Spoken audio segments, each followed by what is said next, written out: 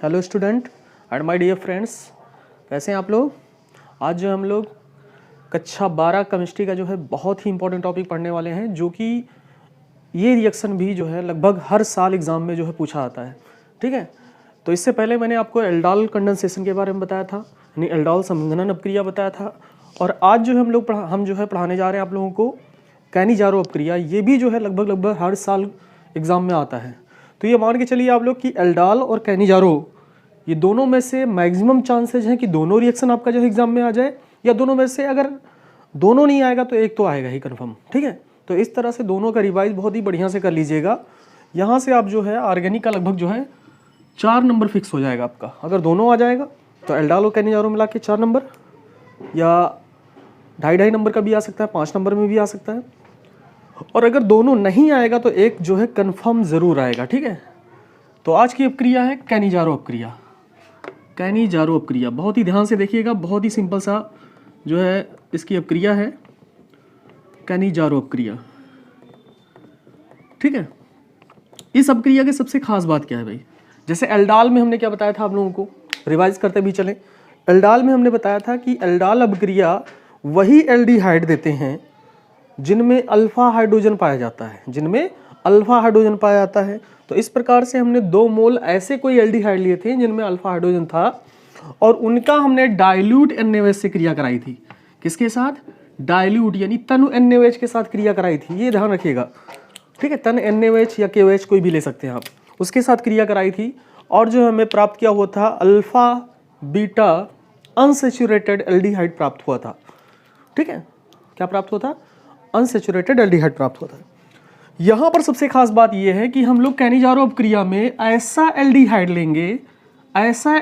लेंगे जिनमें alpha hydrogen ना हो, जिनमें अल्फा हाइड्रोजन ना हो भाई।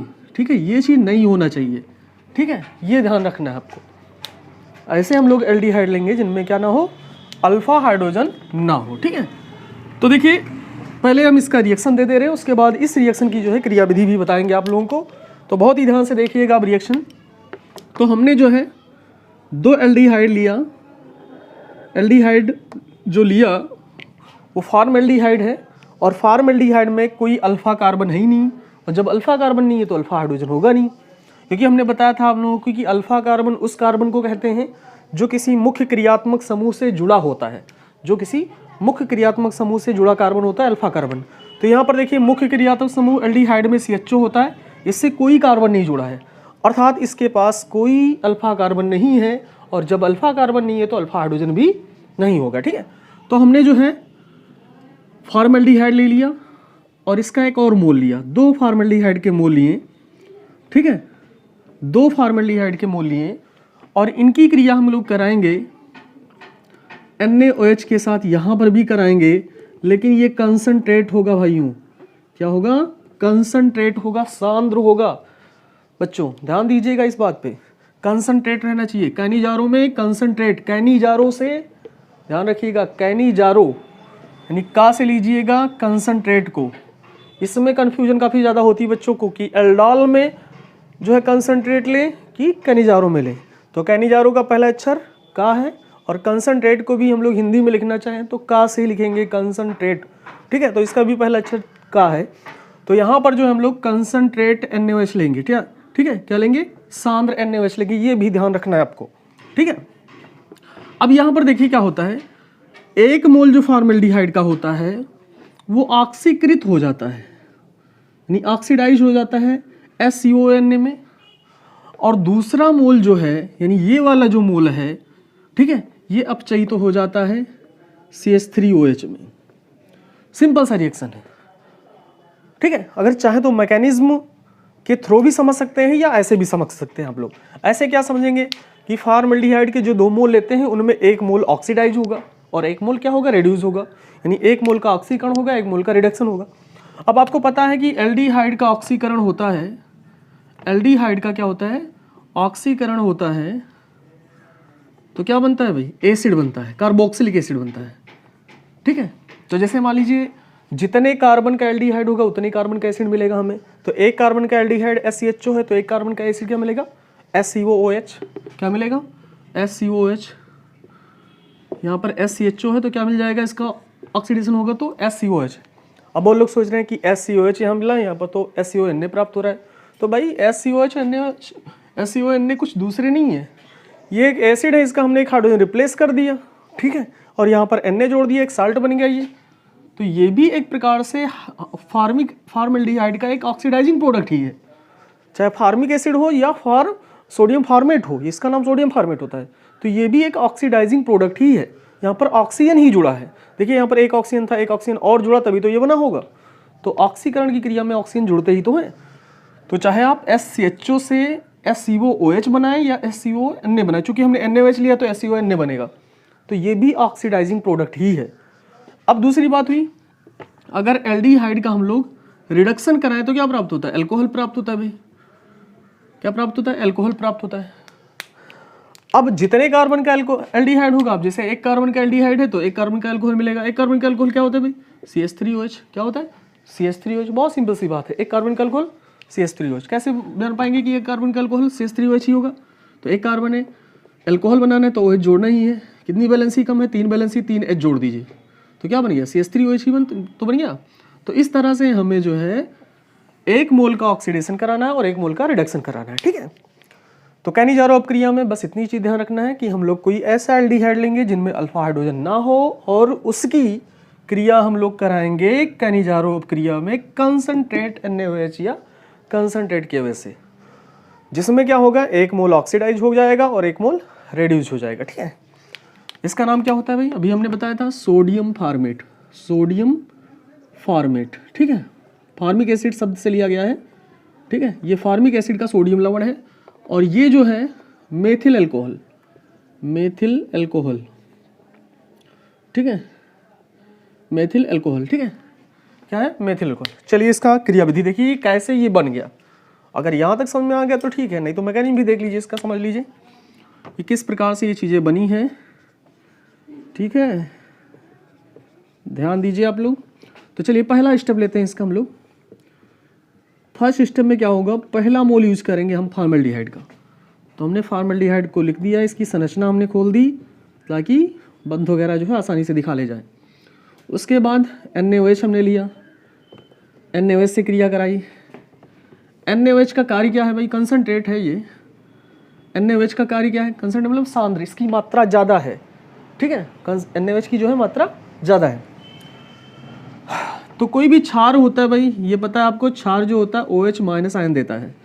क्या देता है, OH माइनस आयन देता है। OH माइनस आयन क्या होता है, एक प्रकार का न्यूक्लियोफाइल होता है। इलेक्ट्रॉन की अधिकता है यहाँ पर, तो इलेक्ट्रॉन की अधिकता है तो वो इलेक्ट्रॉन स्नेही नहीं होगा, नाभिक स्नेही होगा। अर्थात सिंपल भाषा में कह सकते हैं प्लस वाला माइनस वाला साइड है ये, और ये माइनस वाला साइड किसको ढूंढेगा, प्लस वाले साइड को। तो यहाँ पर जानते हैं कार्बन जुड़ा है पाई बंध से ऑक्सीजन के साथ, पाई बंध जो है क्षीण होता है, तो इस कार्बन पर जाकर अटैक करेगा, क्योंकि यहाँ पर इसको मिल सकता है प्लस, ठीक है। तो ये OH कहाँ पर अटैक करेगा, यहाँ पर, और जैसे ही यहाँ पर अटैक करेगा इस कार्बन की वैलेंसी जो है 5 होने लगेगी। इस कारण ये पाई इलेक्ट्रॉन बहुत ही आसानी से ऑक्सीजन द्वारा तोड़ दिया जाएगा, और जो है ऑक्सीजन इस पाई इलेक्ट्रॉन को खींच लेगा अपनी तरफ। तो बन क्या जाएगा भाई, बन गया HC, और यहाँ पर आ जाएगा O पे माइनस, और यहाँ जुड़ चुका अब OH, और इधर है H, ठीक है। ये चीज़ बन गया। अब सोच रहे होंगे Na कहाँ गया, अभी Na का यूज करेंगे हम लोग। तो ये बन गया हमारा क्या, ये जो स्टेप हुआ काफ़ी फास्ट स्टेप होता है। कब कैसा होता है, फास्ट स्टेप होता है, इसलिए क्योंकि यहाँ पर OH माइनस तुरंत मिलता है, NaOH तुरंत उड़ जाता है भाई, प्रबल क्षार होता है, बहुत ही आसानी से OH माइनस देगा, और OH माइनस तुरंत जाएगा इसके साथ जुड़ जाएगा। तो ये काफ़ी फास्ट स्टेप होता है, ठीक है। अब सेकंड स्टेप हम लोग यूज़ करेंगे। सेकंड स्टेप देखिए, अब जो दूसरा मोल हमारे पास बचा है उसको भी यूज करेंगे। HC डबल बॉन्ड HOH, ठीक है, प्लस HCO माइनस और OH और H, ये चीज़ है, ठीक है। नया खेल क्या होगा, यहाँ पर ये जो माइनस होगा वो बैक बॉन्डिंग करेगा, ये इलेक्ट्रॉन फिर से यहाँ आएगा। अब जैसे ही ये इलेक्ट्रॉन यहाँ फिर से आएगा तुरंत यहाँ पर डबल बॉन्ड बनेगा, इस कार्बन की वैलेंसी फिर से 5 होगी। अब 5 होगी तो यहाँ से किसी एक को निकलना पड़ेगा अपना बंध लेके, यानी अपना इलेक्ट्रॉन लेके, ठीक है। तो यहाँ पर 2 चांसेज हैं, एक तो H जुड़ा है, एक तो OH। अब OH भाई निकलेगा नहीं, क्योंकि कंसनट्रेट हमने OH NaOH लिया है, तो OH अगर निकलेगा भी तो फिर OH जुड़ जाएगा, ठीक है। तो इस तरह से, और अगर OH हम निकाल भी नहीं सकते क्योंकि हम रिएक्शन में फॉरवर्ड डायरेक्शन में चल रहे हैं, यानी रिएक्शन को हम आगे प्रोसीड कर रहे हैं। अगर OH निकाल देंगे तो फिर जोड़ने से क्या मतलब है, तो इसलिए ये OH नहीं निकलेगा। तो ये यहाँ से H निकलेगा H- के रूप में, ये ध्यान देना इस स्टेप में। किस रूप में निकलेगा? H- के रूप में निकलेगा। और जैसे ही H- के रूप में निकला, ये आएगा इस प्लस वाले साइड पे जुड़ जाएगा, इस प्लस वाले साइड के साथ जुड़ जाएगा, और इस प्लस वाले साइड के साथ जुड़ेगा जैसे, तो ये इलेक्ट्रॉन खींच लिया जाएगा इस ऑक्सीजन के द्वारा। अब देखिए क्या बन गया, H यहाँ पर सिंगल बॉन्ड वो O पे माइनस, यहाँ पर H जुड़ गया, माइनस के रूप में था, यहाँ पर जुड़ गया, और यहाँ पर H प्लस। अब यहाँ पर देखिए क्या हुआ, ये माइनस वाला इलेक्ट्रॉन यहाँ पर आया तो C के साथ जो है डबल बॉन्ड बना लिया ऊपर, ठीक है। इधर H है ही है, ठीक है, और इधर से H निकल गया, और इधर OH है तो इसको हमने OH इधर कर दिया, ठीक है। ये चीज़ हमारा प्राप्त हुआ, ठीक है। इसका नाम क्या होता है? फार्मिक एसिड, फार्मिक एसिड, ठीक है, फार्मिक एसिड, ठीक है। अब देखिए फार्मिक एसिड क्या करता है, क्योंकि एसिड है भाई, तो एसिड क्या करता है, एसिड अपने हाइड्रोजन को H+ के रूप में बहुत ही आसानी से निकालता है।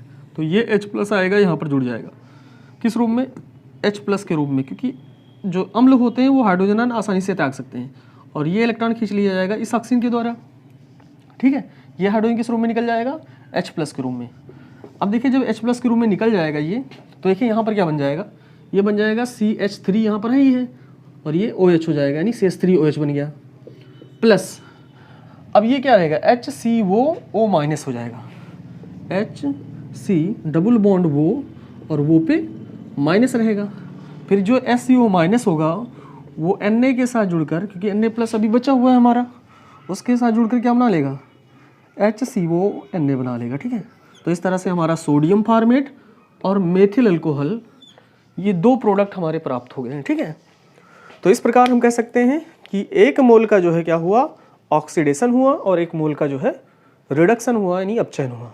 तो ये पूरी मैकेनिज्म है इसकी, ठीक है। बहुत ही ध्यान से इसको देख लीजिए, चाहे तो आप स्क्रीनशॉट ले लीजिए, या इसको नोट्स बना ले तो नोट्स में जो है कॉपी कर लीजिए, ठीक है।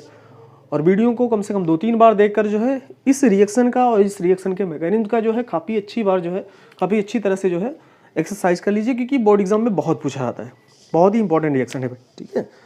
तो जैसा कि हमने शुरू में ही बताया था कि एल्डोल और कैनिजारो दोनों साथ साथ आने की संभावना बहुत ज़्यादा है। दोनों साथ साथ आएंगे तो 2.5 नंबर क्या रहेंगे, 5 नंबर आपको देके जाएंगे, ठीक है। इसमें से कोई नंबर आपका कटना भी नहीं है, और अगर दोनों नहीं आए तो एक तो आना ही आना है, ठीक है। 100% लिख लीजिए आप। तो इस तरह से इसकी तैयारी कर लीजिएगा, ठीक है। आज की वीडियो कैसी लगी आप लोग बताइएगा जरूर कमेंट सेक्शन में। अगर वीडियो अच्छी लगी हो तो लाइक जरूर कर दीजिए, अपने दोस्तों में शेयर कर दीजिए, चैनल पर नए हो तो सब्सक्राइब जरूर कर दीजिए। Thank you.